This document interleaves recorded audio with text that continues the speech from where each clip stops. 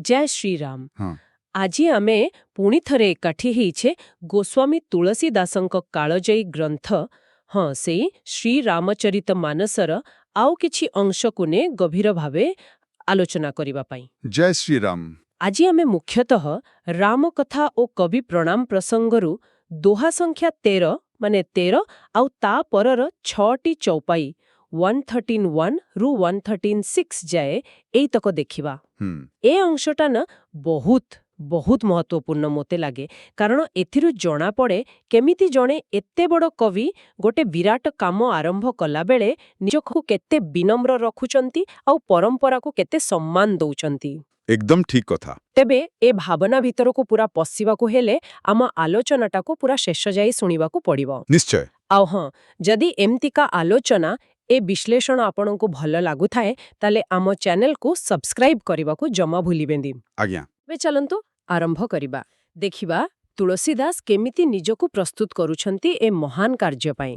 ଆଗେ ଦେଖିବା ଦୋହା ସଂଖ୍ୟା 13। ଅତି ଅପାର ଯେ ସରିତ बर जौन रूप सेतु कराही चढ़ी पिपीलिकऊ परम लघु ବିନୁଶ୍ରମ ପାରହି ଯାହିଁ। 13। ଏଠି ଗୋଟେ ବଡ଼ ନଈ ଆଉ ଗୋଟେ ଛୋଟ ପିମ୍ପୁଡ଼ିର କଥା। ବହୁତ ସୁନ୍ଦର ଉପମାଟିଏ। ତ ଏହାର ମାନେ କ'ଣ ହେଇପାରେ? କିଛି ଗଭୀର କଥା ଅଛି କି? ହଁ, ଏଇ ଉପମାଟା ହିଁ କ'ଣ କହନ୍ତି ତୁଳସୀଦାସଙ୍କ ପୁରା ଦୃଷ୍ଟିକୋଣର ଚାବିକାଠି ପରି। ଅତି ଅପାର ସରିଦ୍ବାର ମାନେ ଗୋଟେ ବହୁତ ବଡ଼ ଅସୀମ ଶ୍ରେଷ୍ଠ ନଈ।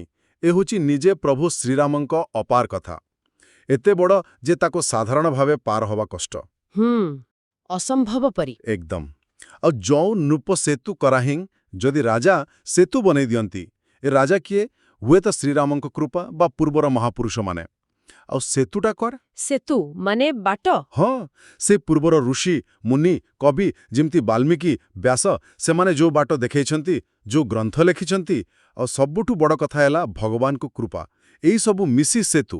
ଆଚ୍ଛା। ଆଉ ସେଇ ସେତୁ ଉପରେ ଚଢ଼ି ପରମ ଲଘୁ ପିପିଲିକା ମାନେ ଗୋଟେ ବହୁତ ଛୋଟ ପିମ୍ପୁଡ଼ିଟିଏ ଦି ବିନୁଶ୍ରମ ପାର ହେଇ ଯାହିଁ, ବିନା କଷ୍ଟରେ ସେ ବିଶାଳ ନଈକୁ ପାର ହେଇଯାଏ। ଓହୋ, ତେବେ ସେ ନିଜକୁ ପିମ୍ପୁଡ଼ି ଭାବୁଛନ୍ତି? ହଁ, ଆଉ ଏଇଟା ଖାଲି ବିନମ୍ରତା ନୁହେଁ, ଏଇଟା ହେଲା ନିଜ ଅହଙ୍କାରକୁ ପୁରା ପାଣିରେ ମିଶେଇ ଦେବା। ସେ ସଫା ମାନି ଯାଉଛନ୍ତି ଯେ ରାମକଥା ଭଳି ମହାସାଗରକୁ ପାର କରିବା ତାଙ୍କ ନିଜ ବଳରେ ସମ୍ଭବ ନୁହେଁ। ସେ କେବଳ ପୂର୍ବପୁରୁଷଙ୍କ ବନେଇଥିବା ବାଟ ଆଉ ଭଗବାନଙ୍କ କୃପାରୂପକ ସେତୁ ଉପର ଭରସା କରି ହିଁ ଏ କାମ କରିପାରିବେ। ଭକ୍ତି ସାହିତ୍ୟରେ ଏଇ ଭାବଟା ବହୁତ ଜରୁରୀ। କେମିତି? ଦେଖନ୍ତୁ, ଯେତେବେଳେ ସାଧକ ନିଜକୁ ପୁରା ଛୋଟ ଅକିଞ୍ଚନ ଭାବେ, ସେତେବେଳେ ଯାଇ ସେ ଭଗବାନଙ୍କ କୃପା ପାଇବା ପାଇଁ ଯୋଗ୍ୟ ହୁଏ। ତେଣୁ ଏ ମହାନ କାମର ଆରମ୍ଭ ହିଁ ହେଉଛି ଏଇ ଗଭୀର ଆତ୍ମବୋଧ ଆଉ ବିନମ୍ରତାରୁ। ବାଃ, କି ଚମତ୍କାର ଆରମ୍ଭ! ଏଇ ବିନମ୍ର ଭାବନାକୁ ନେଇ ସେ ଆଗକୁ ବଢ଼ୁଛନ୍ତି। ଚାଲନ୍ତୁ ଦେଖିବା ପ୍ରଥମ ଚୌପାଇ 1:13-1। ଏହି ପ୍ରକାର ବଲ ମନହିଁ ଦେଖାଇ କରିହଉ ରଘୁପତି କଥା ସୁହାଇ ବ୍ୟାସ ଆଦି କବି ପୁଙ୍ଗବ ଜିନ ସାଦର ହରି ସୁଜସ ବଖାନା। ତାହେଲେ ସେ ପିମ୍ପୁଡ଼ିର ଉପମାର ମନରେ ସାହସ ଆସିଲା, ଆଉ ଏବେ ସେ ରଘୁପତିଙ୍କର ସୁନ୍ଦର କଥା କହିବାକୁ ବାହାରିଲେ। ଆଉ ସାଙ୍ଗେ ସାଙ୍ଗେ ବ୍ୟାସ ଆଦି ବଡ଼ ବଡ଼ କବିମାନଙ୍କ ମନେ ପକାଉଛନ୍ତି। ଏମିତି କହିବାର ମାନେ କ'ଣ? ଏଇଟା ଆମ ଭାରତୀୟ ସଂସ୍କୃତିର ଗୋଟେ ମୂଳ କଥା। କୌଣସି ବି ଭଲ କାମ, ବିଶେଷ କରି ପଢ଼ାପଢ଼ି ବା ଲେଖାଲେଖି କାମ ଆରମ୍ଭ କଲାବେଳେ ଗୁରୁ, ଦେବତା ଆଉ ଆମ ଆଗର ମହାପୁରୁଷମାନଙ୍କୁ ବନ୍ଦନା କରିବା ଗୋଟେ ପରମ୍ପରା। ହଁ, ସେଇଟା ତ ଅଛି। ତୁଳସୀଦାସ ଏଠି ସେଇଆ କରୁଛନ୍ତି। ଏହି ପ୍ରକାର ବଲ ମନ ହିଁ ଦେଖାଇ ମାନେ ଆଗ ଦୋହାରୁ ଯେଉଁ ଭରସା ମିଳିଲା ଯେ କୃପା ଥିଲେ ସବୁ ସମ୍ଭବ, ସେଇ ବଳରେ ସେ ଏବେ ସାହସ କରୁଛନ୍ତି।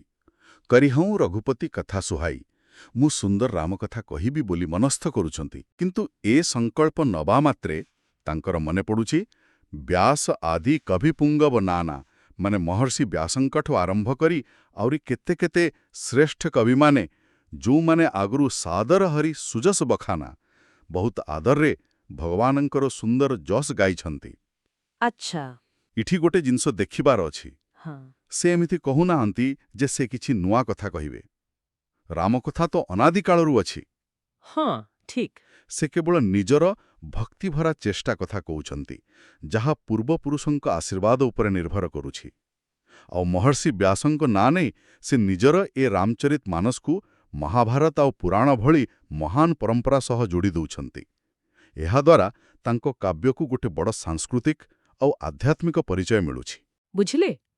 ଏହାପରେ ସେ ଏଇ କବିମାନଙ୍କ ପାଖରେ ନିଜର କୃତଜ୍ଞତା ଆଉ ପ୍ରାର୍ଥନା ଜଣାଉଛନ୍ତି। ଚୌପାଇ 1:13-2ରେ ସେ କହୁଛନ୍ତି, ଚରଣ କମଲ ବନ୍ଦଉଁ ତିହ୍ନୋं କେରେ, ପୁରବହୁ ସକଲ ମନୋରଥ ମେରେ, କଲି କେ କବିର୍ନ୍ହ କରଉଁ ପ୍ରଣାମା, ଜିହ୍ନା ବରନେ ରଘୁପତି ଗୁଣଗ୍ରାମା। ଏଠି ଗୋଟେ ମଜା କଥା ଦେଖନ୍ତୁ, ସେ ଖାଲି ପୁରୁଣା କବି ନୁହଁ, କଲି କେ କବିର୍ନ୍ହ ମାନେ କଳିଯୁଗର କବିମାନଙ୍କୁ ବି ପ୍ରଣାମ କରୁଛନ୍ତି। ଏ ଯୋଉ ସମସ୍ତଙ୍କୁ ନେଇ ଚାଲିବାର ଭାବନା, ଏ ବିଷୟରେ ଆପଣ କ'ଣ କହିବେ? ଏଇଟା ତ ତୁଳସୀଦାସଙ୍କ ମହାନତାର ଆଉ ଗୋଟେ ପ୍ରମାଣ। ସେ ଆଗେ ପୂର୍ବର ସବୁ କବିମାନଙ୍କର ଚରଣ କମଲ ବନ୍ଦଉଁ ପାଦପଦ୍ମରେ ବନ୍ଦନା କରୁଛନ୍ତି, ଆଉ ତାଙ୍କୁ କହୁଛନ୍ତି, ପୁରବହୁଁ ସକଲ ମନୋରଥ ମେରେ, ମୋର ସବୁ ମନସ୍କାମନା ପୂରଣ କରନ୍ତୁ। ଏଠି ମନୋରଥ ମାନେ? ମନୋରଥ ହେଲା ଏଇ ରାମକଥା କାବ୍ୟକୁ ଭଲରେ ଭଲରେ ଶେଷ କରିବା। ଏଇଟା ଖାଲି ଗୋଟେ ନିଜ ଇଚ୍ଛା ନୁହେଁ, ଏଇଟା ଗୋଟେ ପବିତ୍ର କାମ। କିନ୍ତୁ ଆପଣ ଯାହା କହିଲେ, ଦ୍ୱିତୀୟ ଧାଡ଼ିଟା ବହୁତ ଚମତ୍କାର। କଲି କେ କବିନ୍ହେ କରଉଁ ପ୍ରଣାମା। ସେ ନିଜ ସମୟର ଆଉ ପୁରା କଳିଯୁଗର ସେଇ କବିମାନଙ୍କୁ ବି ପ୍ରଣାମ କରୁଛନ୍ତି। ଜିହ୍ନା ବରନେ ରଘୁପତି ଗୁଣଗ୍ରାମା, ଯେଉଁମାନେ ଭଗବାନ ରାମଙ୍କର ଅସଂଖ୍ୟ ଗୁଣଗାନ କରିଛନ୍ତି ବା କରୁଛନ୍ତି। ଆଚ୍ଛା, ସମସ୍ତଙ୍କୁ। ହଁ, ଏଥିରୁ ଜଣାପଡ଼ୁଛି ତୁଳସୀଦାସ ନିଜକୁ କେବଳ ଅତୀତର ଗୋଟେ ସ୍ଥିର ପରମ୍ପରା ଭିତରେ ଦେଖୁନାହାନ୍ତି। ସେ ନିଜକୁ ଗୋଟେ ଚାଲୁ ରହିଥିବା ଜୀବନ୍ତ ଭକ୍ତି ଆଉ ସାହିତ୍ୟ ଧାରାର ଗୋଟେ ଅଂଶ ବୋଲି ଭାବୁଛନ୍ତି। ହଁ ହଁ, ଠିକ୍ କଥା। ସେ ଅତୀତକୁ ସମ୍ମାନ ଦେଉଛନ୍ତି, ବର୍ତ୍ତମାନକୁ ବି ସ୍ୱୀକାର କରୁଛନ୍ତି। ଏଇଟା ଗୋଟେ ବହୁତ ଉଦାର ଆଉ ସମସ୍ତଙ୍କୁ ଆପଣେଇବାର ଦୃଷ୍ଟିକୋଣ। ସେ ସମସ୍ତଙ୍କ ଆଶୀର୍ବାଦ ଚାହୁଁଛନ୍ତି, ଯିଏ ବି ରାମଭକ୍ତି ବାଟରେ ଚାଲିଛି। ଏଇ ଉଦାରତା ଆହୁରି ବଢ଼ିଯାଉଛି ପରବର୍ତ୍ତୀ ଚୌପାଇରେ 1:13-3। ଏଇଟା ବୋଧେ ସବୁଠୁ ବେଶି ଚର୍ଚ୍ଚା ହେଇଥିବା ଅଂଶ ଭିତରୁ ଗୋଟେ, ଯେ ପ୍ରାକୃତ କବି ପରମ ସୟାନେ, ଭାଷାଜିନ୍ନ ହରିଚରିତ ବଖାନେ, ଭାଇ ଯେ ଅହୈଂ ଯୋ ହୋଏ हैं हिम आगे, ପ୍ରଣବୋं ସଭଇ କପଟ ସବ ତ୍ୟାଗେ। ଏଠି ସେ ପ୍ରାକୃତ କବିମାନେ, ଯୋଉମାନେ ସାଧାରଣ ଲୋକଙ୍କ ଭାଷାରେ ଲେଖୁଥିଲେ, ସେମାନଙ୍କୁ ପ୍ରଣାମ କରୁଛନ୍ତି। ଆଉ କେବଳ ଅତୀତ ବା ବର୍ତ୍ତମାନ ନୁହେଁ, ଭବିଷ୍ୟତର କବିମାନଙ୍କୁ ବି। ଏଇଟା କି ପ୍ରକାର ବାର୍ତ୍ତା ଦଉଛି? ଏଟାକୁ ଗୋଟେ ବିପ୍ଳବୀ କଥା କହିଲେ ବି ଭୁଲ ହବନି। ଦେଖନ୍ତୁ, ପ୍ରଥମେ ଯେ ପ୍ରାକୃତ କବି ପରମ ସୟାନେ। ପ୍ରାକୃତ କବିମାନେ, ଯୋଉମାନେ ସଂସ୍କୃତରେ ନ ଲେଖି ସେତେବେଳର ଲୋକଭାଷା ଯେମିତି ଅପଭ୍ରଂଶ, ଅବଧି, ବ୍ରଜଭାଷା ଏସବୁରେ ଲେଖୁଥିଲେ। ସେମାନଙ୍କୁ ସେ ଖାଲି ମାନୁନାହାନ୍ତି, ବରଂ ପରମ ସୟାନେ ମାନେ ବହୁତ ଜ୍ଞାନୀ ବୋଲି କହୁଛନ୍ତି। ସେ ସମୟରେ ଏଇଟା ଗୋଟେ ବଡ଼ କଥା ଥିଲା, କାରଣ ସେତେବେଳେ ଲୋକେ ଭାବୁଥିଲେ ସଂସ୍କୃତ ହିଁ ପାଣ୍ଡିତ୍ୟ ଆଉ ପବିତ୍ରତାର ଭାଷା। ଠିକ୍। ତୁଳସୀଦାସ ତ ନିଜେ ଅବଧିରେ ରାମଚରିତମାନସ ଲେଖି ଏଇ ଧାରାକୁ ଆହୁରି ମଜବୁତ କଲେ। ସେ ସଫା କହୁଛନ୍ତି ଯେ ଭାଷାଞ୍ଜିନ୍ ହରିଚରିତ ବଖାନେ, ଯିଏ ଯୋଉ ବି ଲୋକ ଭାଷାରେ ହରିଙ୍କ କଥା କହିଛି, ସେ ସମସ୍ତେ ସମ୍ମାନ ପାଇବାକୁ ଯୋଗ୍ୟ। ବାଃ। ଏମିତି କରି ସେ ଜ୍ଞାନ ଆଉ ଭକ୍ତିକୁ ଖାଲି ସଂସ୍କୃତ ପଣ୍ଡିତଙ୍କ ପାଖରେ ନ ରଖି ସାଧାରଣ ଲୋକଙ୍କ ପାଖରେ ପହଞ୍ଚାଇବାର ବାଟ ଖୋଲି ଦେଉଛନ୍ତି। ମାନେ ଭାଷା ଯାହା ହଉ ପଛେ ଭାବଟା ହିଁ ମୁଖ୍ୟ, ଏଇଟା ହିଁ ବାର୍ତ୍ତା। ଆଉ ଦ୍ୱିତୀୟ ଭାଗଟା, ସେ ଯୋଉ ଭବିଷ୍ୟତର କବିଙ୍କ କଥା। ହଁ, ସେଇଟା ତ ଆହୁରି ଆଶ୍ଚର୍ଯ୍ୟ। ଭୟ ଯିଏ ଯୋଉମାନେ ଆଗରୁ ଥିଲେ, ଅହୋଇଂ ଯୋଉମାନେ ଏବେ ଅଛନ୍ତି, ଆଉ ଯିଏ ହୁଇ ହୁଇଁ ଆଗେଂ, ଆଉ ଯୋଉମାନେ ଭବିଷ୍ୟତରେ ବି ହେବେ। ସମସ୍ତଙ୍କୁ। ହଁ, ସମସ୍ତଙ୍କୁ ପ୍ରଣବଂ ସବହିଂ କପଟ ସବ ତ୍ୟାଗେଂ, ପୁରା ନିଷ୍କପଟ ମନରେ ପ୍ରଣାମ କରୁଛନ୍ତି। ଭବିଷ୍ୟତର କବିମାନଙ୍କୁ ପ୍ରଣାମ, ଏଇଟା ତାଙ୍କର କେତେ ଦୂରଦୃଷ୍ଟି ଆଉ କେତେ ବିନମ୍ରତା ଦେଖାଉଛି। ସତରେ। ସେ ଜାଣିଛନ୍ତି ଯେ ରାମ କଥାର ସୁଅ କେବେ ସରିବନି। ଏହା ଚାଲିଥିବ, ଆଗକୁ ଆସୁଥିବା ପିଢ଼ିର କବିମାନେ ବି ଏ କଥାକୁ ନିଜ ନିଜ ଢଙ୍ଗରେ କହିବେ, ଆଉ ସେମାନେ ବି ସେଇ ସମ୍ମାନ ପାଇବା ଦରକାର। ଏଇଟା ସମୟ ଆଉ ଭାଷାର ସୀମା ଡେଇଁ ଯାଉଥିବା ଗୋଟେ ବିଶ୍ୱଜନୀନ ଭାବନା। ଅଦ୍ଭୁତ। ତାହେଲେ ଏତେ ସବୁ କବିମାନଙ୍କୁ ଅତୀତ, ବର୍ତ୍ତମାନ, ଭବିଷ୍ୟତ, ସଂସ୍କୃତ, ପ୍ରାକୃତ ପ୍ରଣାମ କରିସାରି ତୁଳସୀଦାସ ପ୍ରକୃତରେ ତାଙ୍କଠୁ କ'ଣ ଚାହୁଁଛନ୍ତି? ତାଙ୍କର ପ୍ରାର୍ଥନା କ'ଣ? ଏଇଟା ସ୍ପଷ୍ଟ ହେଉଛି ଚତୁର୍ଥ ଚୌପାଇ 1:13-4ରେ। ହୋ ପ୍ରସନ୍ନ ଦେହୁ ବରଦାନୁ, ସାଧୁ ସମାଜ ଭନିତି ସନମାନୁ, ଯୋ ପ୍ରବନ୍ଧ ବୁଧନ ହିଁ ଆଦରହିଁ, ସୋ ଶ୍ରମବାଦୀ ବାଲକବି କରହିଁ। ତେମେ ସେ ବରଦାନ ମାଗୁଛନ୍ତି ଯେ ତାଙ୍କ ଲେଖାଟା ଭନିତି ସାଧୁ ସମାଜରେ ସମ୍ମାନ ପାଉ। ଆଉ ଏହାର କାରଣ ବି ଦଉଛନ୍ତି, ଯଦି ଜ୍ଞାନୀ ବୁଧଲୋକେ ଆଦର ନ କଲେ, ତେବେ କବିର ପରିଶ୍ରମ ବେକାର। ଏହି ସାଧୁ ସମାଜର ସ୍ୱୀକୃତି ତାଙ୍କ ପାଇଁ ଏତେ ଜରୁରୀ କାହିଁକି? ଏଇଟା ତୁଳସୀଦାସଙ୍କ ଲକ୍ଷ୍ୟକୁ ଆହୁରି ସ୍ପଷ୍ଟ କରୁଛି ସେ ଖାଲି ନିଜ ମନ ପାଇଁ ଲେଖୁନାହାନ୍ତି। ସେ ଚାହୁଁଛନ୍ତି ତାଙ୍କ କାବ୍ୟ, ତାଙ୍କର ଭୂନୀତି ବା ଲେଖା ସାଧୁ ସମାଜ ମାନେ ସାଧୁ, ସନ୍ଥ, ଜ୍ଞାନୀଗୁଣୀ, ଭଲ ଲୋକମାନଙ୍କ ଭିତରେ ସମ୍ମାନ ପାଉ। ଏଇଟା ଖାଲି ପ୍ରଶଂସା ପାଇଁ ନୁହେଁ, ତାଲେ କାରଣ ସାଧୁ ସମାଜ ମାନିବା ମାନେ ହିଁ ପ୍ରମାଣିତ ହେବ ଯେ ଲେଖାଟା ଆଧ୍ୟାତ୍ମିକ ଆଉ ନୈତିକ ଭାବେ ମୂଲ୍ୟବାନ। ସେମାନେ ହିଁ ତ ଏହାର ପ୍ରକୃତ ମାନେ ବୁଝିବେ ଆଉ ଏହାକୁ ଆଗକୁ ନେବାରେ ସାହାଯ୍ୟ କରିବେ। ଆଚ୍ଛା, ବୁଝିଲି। ଆଉ ଦ୍ୱିତୀୟ ଧାଡ଼ିରେ ସେ ଯୁକ୍ତି ଦେଉଛନ୍ତି, ଯୋଉ ପ୍ରବନ୍ଧ ବୁଧ ନହିଁ ଆଦରେ ହିଁ, ଯୋଉ କାବ୍ୟ ବା ଲେଖାକୁ ବୁଧ ମାନେ ଜ୍ଞାନୀ ବା ପଣ୍ଡିତ ଲୋକେ ଆଦର କରନ୍ତି ନାହିଁ, ସୋଶ୍ରମ ବାଦି ବାଲକବି କରେ ହିଁ, ସେ ପରିଶ୍ରମ ବାଲକବିର ବେକାର ହେଇଯାଏ। ଏଠି ବାଲକବି କହି ସେ ପୁଣି ନିଜର ବିନମ୍ରତା ଦେଖାଉଛନ୍ତି, ନିଜକୁ ଜଣେ ନୂଆ ବା କମ୍ ଜାଣିଥିବା କବି ଭାବେ ଦେଖାଉଛନ୍ତି। ଏହାର ମାନେ ହେଲା, ଯଦି କୌଣସି କାମ, ବିଶେଷ କରି ଏମିତି ଗୋଟେ ଆଧ୍ୟାତ୍ମିକ କାମ, ଯଦି ତାକୁ ସମାଜର ଭଲ ଲୋକମାନେ ଗ୍ରହଣ ନ କଲେ, ତେବେ ସେ ତାର ଉଦ୍ଦେଶ୍ୟ ପୂରଣ କରିପାରେ ନାହିଁ। ଯେମିତି ଆମ ଶ୍ରୋତାମାନେ ଯେଉଁମାନେ ଜ୍ଞାନ ପାଇ ଏସବୁ ଶୁଣନ୍ତି, ସେମାନେ ବି ଚାହାନ୍ତି ଯେ ଯାହା ଶୁଣୁଛନ୍ତି ତାହା ଠିକ୍ ହେଇଥାଉ, ସମ୍ମାନିତ ହେଇଥାଉ। ହଁ, ସେଇଟା ତ ନିଶ୍ଚୟ। ତୁଳସୀଦାସ ସେଇ ଗୁଣାତ୍ମକ ମାନଦଣ୍ଡକୁ ହିଁ ଗୁରୁତ୍ୱ ଦେଉଛନ୍ତି। ଏହାପରେ ସେ କାବ୍ୟର ଆଦର୍ଶ କ'ଣ ହେବା କଥା ସେ ବିଷୟରେ କହୁଛନ୍ତି ଓ ପୁଣିଥରେ ନିଜ ମନର ଆଶଙ୍କା କଥା ବି କହୁଛନ୍ତି।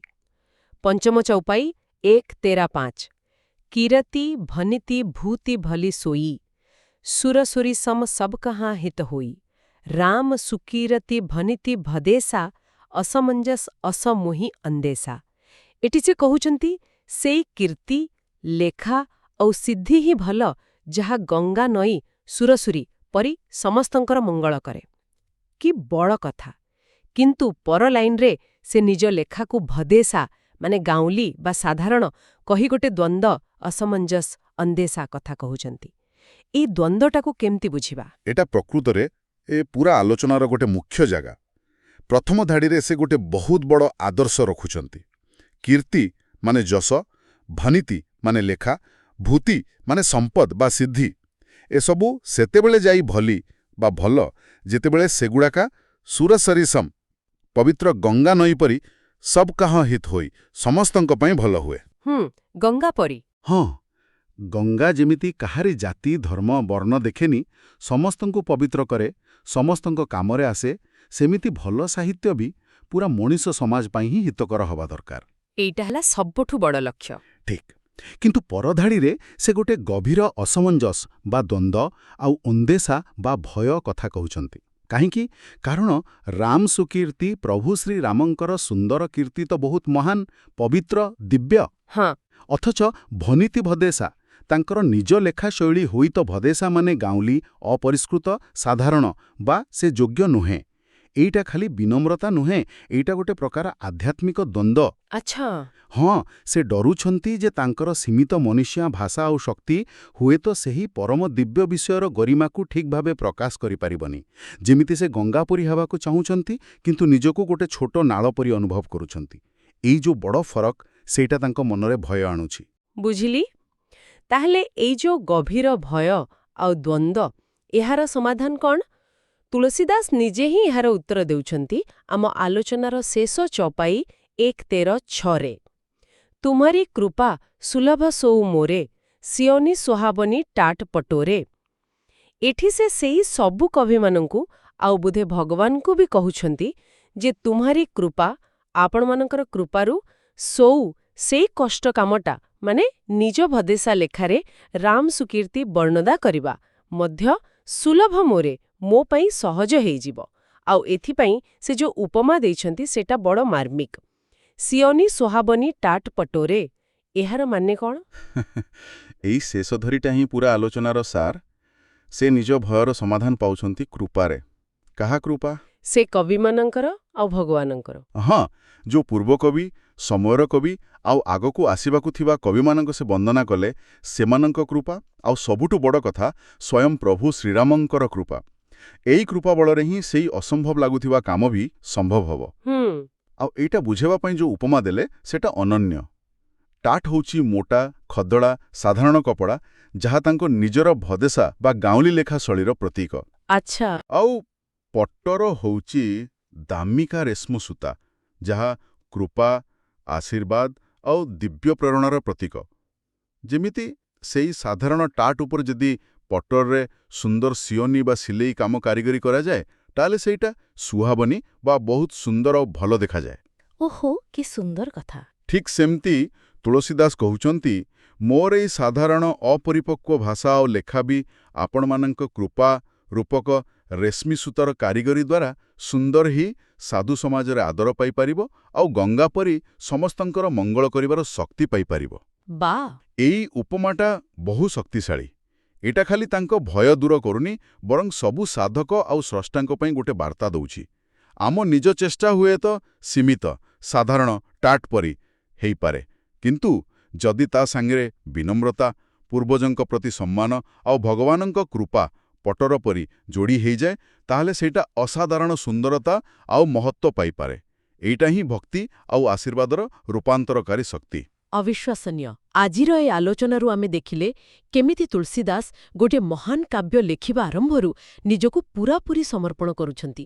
ତାଙ୍କର ସେ ଗଭୀର ବିନମ୍ରତା ଅତୀତ, ବର୍ତ୍ତମାନ, ଭବିଷ୍ୟତର ସବୁ କବିଙ୍କୁ, ବିଶେଷ କରି ଲୋକଭାଷାର କବିଙ୍କୁ ତାଙ୍କର ସେଇ ଅଗାଧ ସମ୍ମାନ।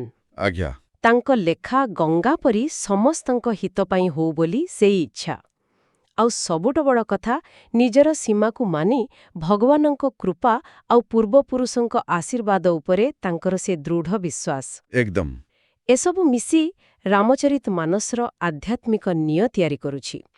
ଏଥିରୁ ଜଣାପଡ଼ୁଛି ଯେ ବଡ଼ କାମ ଖାଲି ପ୍ରତିଭାରୁ ହୁଏନି, ଗଭୀର ବିନମ୍ରତା ଆଉ ପରମ୍ପରା ପ୍ରତି ସମ୍ମାନରୁ ବି ଜନ୍ମ ନିଏ। ବହୁତ ସୁନ୍ଦର କଥା କହିଲେ। ଯଦି ଆଜିର ଏହି ଆଲୋଚନା ଆମ ଶ୍ରୋତାମାନଙ୍କୁ କିଛି ନୂଆ ଜାଣିବାରେ ବା ଭାବିବାରେ ସାହାଯ୍ୟ କଲା, ତେବେ ଏହାକୁ ଲାଇକ୍ କରିବାକୁ ଆଉ ଅନ୍ୟମାନଙ୍କ ସହ ସେୟାର କରିବାକୁ ଅନୁରୋଧ।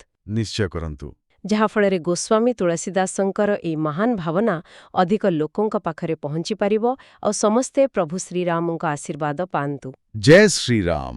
ଆଉ ଆମ ଶ୍ରୋତାମାନଙ୍କୁ ଅନୁରୋଧ, ନିଜର ଭକ୍ତିଭାବ ଜଣାଇବା ପାଇଁ କମେଣ୍ଟ ବକ୍ସରେ ଜୟ ଶ୍ରୀରାମ ନିଶ୍ଚୟ ଲେଖନ୍ତୁ। ଆଗକୁ ଆମେ ରାମଚରିତ ମାନସର ପରବର୍ତ୍ତୀ ଅଂଶଗୁଡ଼ିକର ବିଶ୍ଳେଷଣ ନେଇ ପୁଣି ଆସିବୁ। ଏହି ଆଧ୍ୟାତ୍ମିକ ଯାତ୍ରାରେ ଆମ ସହ ଯୋଡ଼ି ହେଇ ରହିବାକୁ ସମସ୍ତଙ୍କୁ ନିମନ୍ତ୍ରଣ। ଆମେ ଅପେକ୍ଷା କରିବ। ଏହି ଆଲୋଚନା ଶେଷରେ ଗୋଟେ କଥା ମନକୁ ଆସୁଛି। ଆମେ ନିଜ ନିଜ ଜୀବନରେ ଯାହା ବି କାମ କରୁଛେ, ସେଥିରେ ଏଇ ବିନମ୍ରତା ଆଉ କୃପା ଉପରେ ନିର୍ଭର କରିବାର ଭାବନାକୁ କେମିତି ଆପଣେଇ ପାରିବା, ଏଇଟା ଭାବିବା କଥା। ନିଶ୍ଚୟ ଭାବିବା କଥା। ଜୟ ଶ୍ରୀରାମ। ଜୟ ଶ୍ରୀରାମ। ଆପଣ ଶୁଣୁଛନ୍ତି ରେଡିଓ ତୋଷାଳୀ, ଆମ ମାଟିର ସ୍ୱର।